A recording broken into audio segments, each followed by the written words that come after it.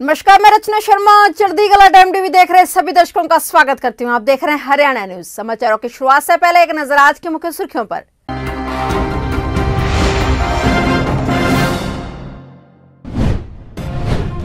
हरियाणा के 4 जिलों में लागू हो सकता है ऑड इवन फार्मूला। मुख्यमंत्री मनोहर लाल ने आमजन से की सरकार का सहयोग करने की अपील। रेंजांगला डे पर सीएम मनोहर लाल ने अमर शहीदों को किया याद। ऐतिहासिक दिन को आज हुए 59 साल। महिला एवं बाल विकास कार्यालय में शिविर का आयोजन। सरकार की योजनाओं का लाभ उठाने के लिए किया जागरूक।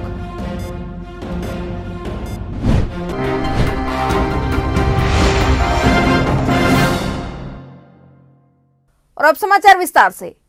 बढ़ते पोल्यूशन से निपटने के लिए हरियाणा में एक्शन प्लान बनाया गया है। Commission for air quality management के साथ बैठक के बाद हरियाणा सरकार ने ये एक्शन प्लान बनाया है। इस एक्शन प्लान के तहत दिल्ली से सटे 4 जिलों के अंदर ऑड इवन फार्मूला लागू हो सकता है। वहीं प्रदेश के 14 जिलों में 21 नवंबर तक वर्क फ्रॉम होम के लिए आदेश दिए गए हैं। वहीं सरकारी दफ्तरों में 50% स्टाफ पर वर्क फ्रॉम होम लागू होगा और निजी उद्योगों में भी 50% वर्क फ्रॉम होम की सलाह दी गई है। इसके साथ ही 10 साल पुराने डीजल व 15 साल पुराने पेट्रोल वाहनों को भी चिन्हित किया जाएगा। 21 नवंबर तक प्रदेश के दिल्ली से लगते 4 जिलों में स्कूल बंद किए गए हैं। वहीं खुले में कचरा जलाने की गतिविधियों पर भी रोक लगाई जाएगी। बिना कवर की गई निर्माण सामग्री ले जा रहे भारी वाहनों पर भी कार्रवाई होगी। एनसीआर क्षेत्र में निर्माण कार्यों पर भी रोक लगाई गई है। प्रदूषण के स्तर को कम करने के लिए खुद मुख्यमंत्री मनोहर लाल ने अधिकारियों के साथ मिलकर एक्शन प्लान तैयार किया है। गुरुग्राम पहुंचे मुख्यमंत्री मनोहर लाल ने कहा कि पोल्यूशन की समस्या गंभीर है। यह समस्या नई नहीं है, बल्कि पिछले कई वर्षों से हम झेल रहे हैं। इसका सीधा असर आमजन के स्वास्थ्य पर गंभीर प्रभाव पड़ा रहा है। और इस दौरान मुख्यमंत्री मनोहर लाल ने लोगों से आह्वान भी किया कि वे जिम्मेदार नागरिक होने के नाते अपने आसपास सफाई का ख्याल रखें और सरकार का सहयोग करें। समस्या कई वर्षों से हम इसको झेल रहे हैं और बड़ी गंभीर समस्या है। आखिर प्रदूषण के कारण से स्वास्थ्य के लिए बहुत हानिकारक है जो प्रदूषण होता है। तो हमारी सबकी जिम्मेवारी है, हम उसको ठीक करने के लिए पहले भी लगे हैं। फिर भी सुप्रीम कोर्ट ने कुछ निर्देश दिए हैं। कल हमको जो निर्देश मिले हैं उसके अनुसार जैसे स्कूल कॉलेज हैं उनको कुछ समय के लिए बंद करना है। इंडस्ट्री जो है वो कुछ समय के लिए बंद करने की बात आई है। खास करके जो कोयले से चलने वाली इंडस्ट्री है, हमारे कुछ थर्मल प्लांट भी बंद किए गए हैं। वाहन जो हैं डीजल के, पेट्रोल के 10 साल और 15 साल के जो ज़्यादा पुराने हो गए उनको सड़कों से हटाने की बात की गई है। और हम विचार कर रहे हैं कि ऑड इवन का भी अगर कोई प्रपोजल एक आदर में सब लोगों ने मिलकर अगर विचार किया, उसकी सहमति दी, तो वो भी हम करने वाले हैं। और कुल मिलाकर ये समस्या गंभीर है। आज गुरुग्राम में एक कमेटी हमने इंजीनियर्स की बनाई है जिसमें हमारे कमिश्नर एमसीजी और डीसी साहब भी, ये सब मिल करके उस कमेटी में डिपार्टमेंट्स, विभिन्न डिपार्टमेंट्स जो इंजीनियर्स जो हैं बैठ करके कोई उसका और कोई व्यवस्था बनाई जा सकती है जिसमें से प्रदूषण को हम कम कर सकें। तो इसके लिए विचार करेंगे और निश्चित रूप से प्रदूषण खत्म हो, ये लड़ाई हमने लड़नी है। किस प्रकार से पर्यावरण बना रहे, ये हम सबके लिए बहुत चिंता का विषय है। 18 नवंबर 1962 के दिन भारतीय जवानों ने रेंजांगला की शौर्य गाथा लिखी थी और इस ऐतिहासिक दिन को आज 59 साल हो गए हैं। लेह लद्दाख की दुर्गम बर्फीली चोटी पर अहिरवाल के वीरों ने ऐसी अमर गाथा लिखी जो आज भी युवाओं के जहन में देशभक्ति की भावना पैदा करती है। लद्दाख की बर्फीली चोटी पर स्थित रेंजांगला पोस्ट पर हुए युद्ध की गौरव गाथा विश्व के युद्ध इतिहास में अद्वितीय है। और इस युद्ध में हरियाणा के रेवाड़ी के रहने वाले 2 सगे भाई एक ही दिन एक बंकर में शहीद हो गए थे। युद्ध में एक ही कंपनी के 114 जवान वीरगति को प्राप्त हुए।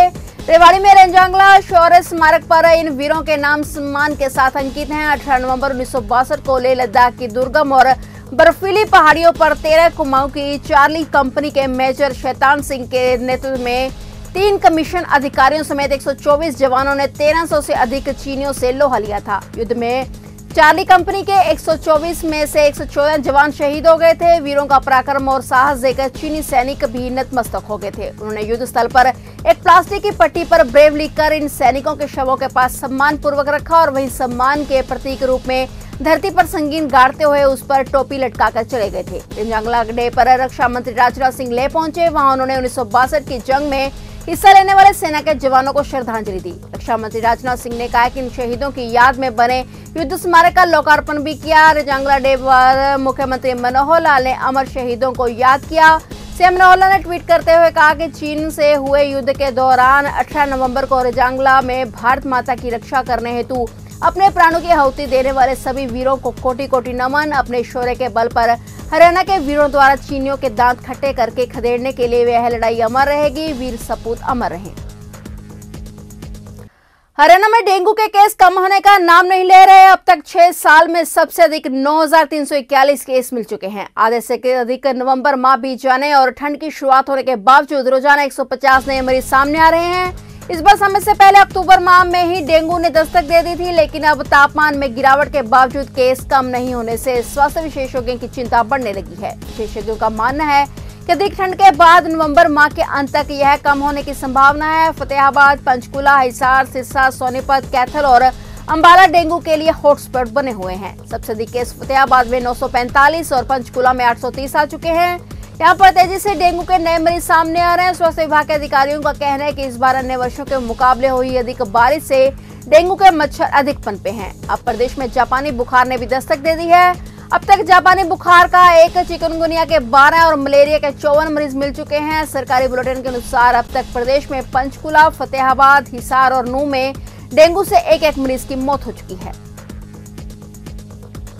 सिरसा के गांव प्रतापनगर के पास बंद पड़ी दाल मिल के गोदाम में नकली डीएपी बनाने के मामले का भंडाफोड़ हुआ है। नकली खाद के लिए खाद की तरह का ही दाना इफ्को व उत्तम डीएपी के खाली बैग में भरा जा रहा था। जैसे किसानों को नकली खाद बनाने की सूचना मिली तो काफी संख्या में किसान एकत्रित हो गए। किसानों ने तुरंत कृषि विभाग और पुलिस के अधिकारियों को सूचना दी।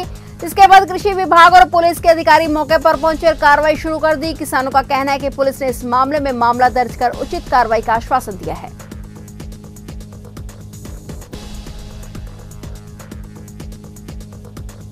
एलनाबाद संयुक्त मोर्चे की जो सारी टीम है तो वो भी वहाँ पे पहुंची। रानिया के जो साथी थे वो भी सारे जथेबंदियों के साथी थे पहुंचे। तो वहाँ जाके बड़ा मन दुखी हुआ देख के कि देखो, एक तरफ तो किसान बॉर्डरों पे ऊपर बैठा हुआ है, हम अपनी फसलें और नस्लें बचाने की लड़ाई लड़ रहे हैं, और दूसरी तरफ हमारे ही किसान साथी, देखो मैं तो यही कहूँगा मरी जमीर वाले हमारे किसान साथी, वो वहाँ पे नकली जो प्रोडक्ट हमारी फसल को नाश करने के लिए, मैं तो कहूँगा अब जिन किसान साथियों ने उनसे वो प्रोडक्ट लेके नकली अपनी जो कणक की बिजाई करी है, तो वो अपनी फसल के उत्पादन से क्या उम्मीद करेंगे?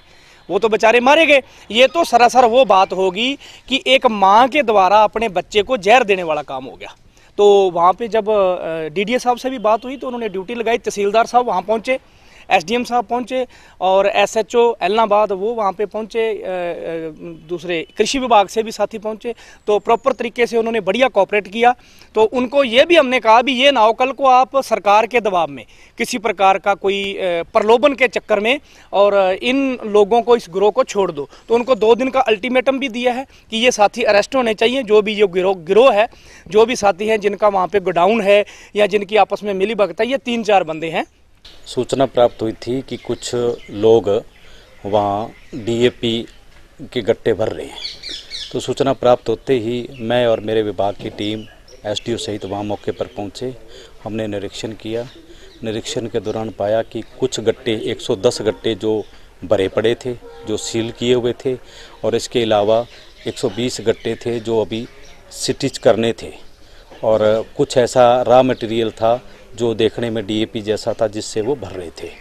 और उसको हमने मौके पर नमूने लिए, नमूने लेकर पुलिस बुलाकर और एफआईआर करवा दी गई।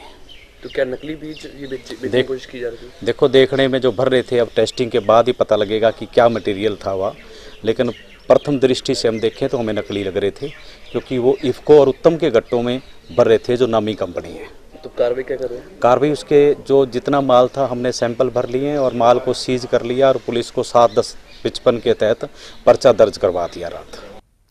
अंबाला छावनी के लालकुर्ती इलाके में CIA 1, CIA 2 और हैवी रेल सेल के टीम के द्वारा होटलों पर बड़ी कार्रवाई की गई। पिछले काफी समय से वहां के निवासियों के द्वारा पुलिस प्रशासन को होटलों के खिलाफ कई तरीके की कंप्लेंट की जा रही थी, जिस पर संज्ञान लेते हुए पुलिस प्रशासन ने यहां रेड की और इस बीच होटलों के सभी पुराने रिकॉर्ड भी खंगाले गए। 4 कमरों में जाकर भी तलाशी ली गई। जानकारी देते हुए पुलिस अधीक्षक ने बताया कि कुछ ऐसे होटल थे जो उनके रिकॉर्ड में नहीं थे और ना ही रजिस्टर्ड थे, उन पर भी बड़ी कार्रवाई की गई है। और साथ ही उन सभी के दस्तावेजों को फिलहाल चेक करवाया जा रहा है और अगर किसी भी प्रकार की कोई भी दस्तावेज में कमी दिखाई देगी तो उन पर भी कानूनी कार्रवाई की जाएगी। कैथल जिले के आखिरी छोर पर बसे गांव शिमला में एसडीएम वीरेंद्र सिंह ढोल ने गांव के सरकारी सीनियर सेकेंडरी स्कूल का औचक दौरा किया। उन्होंने सभी स्कूल के बच्चों को बढ़ते प्रदूषण प्रभाव के बारे में जानकारी दी। उन्हें निर्देश देते हुए कहा कि वे खेतों में पराली को न जलाएं बल्कि उनकी मशीनों द्वारा घाट बनाएं ताकि जमीन की उर्वरकता बनी रहे और वातावरण भी दूषित न हो। इस अवसर पर उपमंडलाधिकारी वीरेंद्र ढोल ने बच्चों के माध्यम से जागरूकता रैली निकाली ताकि लोग जागरूक हों। मंडलाधिकारी वीरेंद्र सिंह ढोल ने हरी झंडी दिखाकर गांव की गलियों में फेरी लगाकर जागरूक करने की बात कही।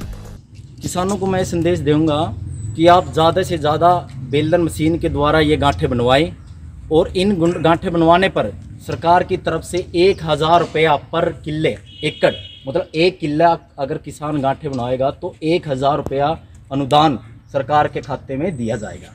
इसके लिए आपने अगर किसी के पिताजी ने गांठें बनवाई तो एक इसमें रजिस्ट्रेशन करवाना होगा और एक जो गांठें बनवाएंगे उनसे एक प्रमाण पत्र लेना होगा। इसके थ्रू 1000 रुपये सहायता सरकार की तरफ से किसानों को दी जाएगी। गुरुपर्व के अवसर पर करनाल कैथल रोड स्थित गीता निकेतन विद्यापीठ स्कूल में आज एक कार्यक्रम का आयोजन किया गया। स्कूल संचालक प्रेमपाल सिंह चौहान ने बताया कि गुरु नानक देव किसी जाति विशेष के नहीं थे बल्कि वे तो सबके पूजनीय रहे हैं। कार्यक्रम में उपस्थित सभी गणमान्य व्यक्तियों का सरोपा डालकर स्वागत किया गया।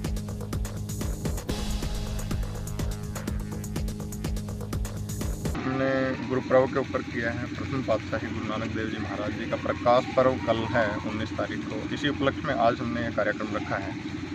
गुरु जो पद्धति है ये हमारे समाज को एक दिशा देने का कार्य करती है और तो उसी दिशा में जो आज एक कार्यक्रम किया गया तो समाज में जो संदेश गुरुओं ने दिया है उसको हम ना भूलें, उसको हम याद रखें। इसी उपलक्ष्य में छोटे छोटे बच्चों ने जो कार्यक्रम किया उनकी अपनी तैयारी थी, बहुत अच्छे ढंग से उन्होंने किया है और समाज में एक संदेश आपके चढ़ती कला चैनल के माध्यम से जाए कि हम सब गुरुओं के आदर्शों पर चलें।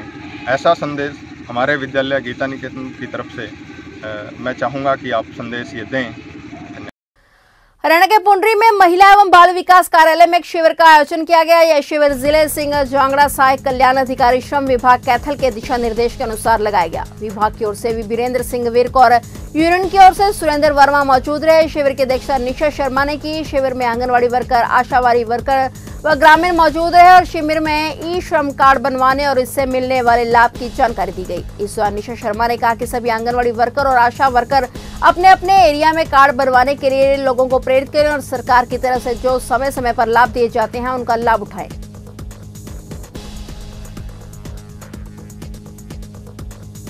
आज हमारे यहाँ WCD कार्यालय में श्री वीरेंद्र सिंह विर्क और जगदीश दैया जी चढ़ती कला से और सुरेंद्र वर्मा जी की एक टीम ने हमारे यहाँ एक शिविर का आयोजन किया जिसमें हमारे सभी वर्करों ने, सभी सुपरवाइजर ने भाग लिया और इसमें उन्होंने ई श्रम कार्ड बनवाने के बारे में जानकारी दी जो कि एक बहुत महत्वपूर्ण जानकारी थी और विस्तारपूर्वक उन्होंने जानकारी दी ताकि इस जानकारी से हम कहीं भी किसी भी राज्य में जाके ई श्रम कार्ड बनवाकर अपने राशन प्राप्त कर सकते हैं, अन्य योजनाओं का लाभ उठा सकते हैं। इसके बारे में हमें भी पहले कोई जानकारी नहीं थी। हम आपकी टीम का सबसे पहले तो तहे दिल से धन्यवाद करते हैं कि इतनी महत्वपूर्ण जानकारी उन्होंने हमारे को दी और बीमा योजना के बारे में बताया कि अगर किसी जिसने ई श्रम कार्ड बनवाया है उस बेनिफिशियरी को अगर चोट वगैरह ज़्यादा लगे तो 1 लाख रुपए का बीमा, अगर उसकी डेथ होगी तो उसके नॉमिनी को 2 लाख रुपए तक का बीमा मिलेगा और जिसके लिए उन्हें सिर्फ मात्र 15 रुपये ही 2 साल में भरने पड़ेंगे इसके तौर पे।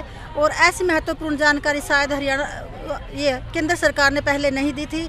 इसके लिए हम आपका तहे दिल से धन्यवाद करते हैं क्योंकि बहुत सी वर्करें तो ऐसी हैं भी जो बेचारे गरीब प्रवासी मजदूर हैं जो ये सोचते हैं कि हमें इस स्टेट से दूसरे स्टेट में कोई लाभ नहीं मिलेगा, लेकिन इस श्रम कार्ड के माध्यम से वो किसी भी जगह जाए, यूपी में जाए, बिहार में जाए, हरियाणा में आए तो वो राशन अपना प्राप्त कर सकते हैं। और आज के टाइम में तो इस महंगाई को देखते हुए राशन की ही बहुत सबसे ज़्यादा जरूरत है। सर फिलहाल हरियाणा न्यूज में इतना ही। तब तक के लिए देखते रहिए चढ़ती कला टाइम टीवी और मुझे दीजिए इजाजत। धन्यवाद।